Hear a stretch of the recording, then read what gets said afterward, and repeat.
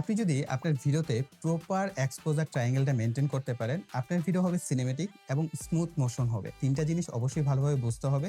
এই ৩ টা মিলিয়ে হচ্ছে এক্সপোজার ট্রায়াঙ্গেল। ফার্স্ট হচ্ছে অ্যাপারচার। অ্যাপারচার হচ্ছে আপনার লেন্সের ওপেনিং, অর্থাৎ আপনার লেন্সটাকে আপনি কতটুকুতে ওপেন করছেন।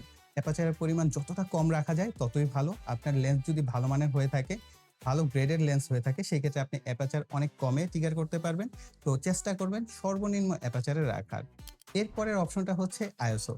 আইএসও চেষ্টা করবেন বেস আইএসওতে রাখার, অর্থাৎ ১০০ থেকে ৪০০-র মধ্যে। সবচেয়ে বেটার হয় আপনি যদি ১০০ আইএসওর মধ্যে রাখতে পারেন। যদি আপনার কাছে অনেক ভালো মানের লেন্স থাকে, তাহলে সেক্ষেত্রে আপনি কিন্তু ১০০-র উপরেও ট্রিগার করতে পারবেন। ৩ নাম্বারে রয়েছে শাটার স্পিড। শাটার স্পিডটাকেও আপনাকে খুব ভালোভাবে মেইনটেইন করতে হবে। কেননা এই ৩ টা একত্রে মিলিয়ে হচ্ছে আপনার এক্সপোজার ট্রায়াঙ্গেল। আর আপনি যদি এই এক্সপোজার ট্রায়াঙ্গেলটা প্রপার বুঝতে পারেন, তাহলে আপনার ভিডিও হবে সিনেমেটিক। আর এই এক্সপোজার ট্রায়াঙ্গেলটাকে মেইনটেইন করার জন্য অবশ্যই আপনার আইএসও, অ্যাপারচার, শাটার স্পিড এগুলোকে প্রপারলি ট্রিগার করতে হবে।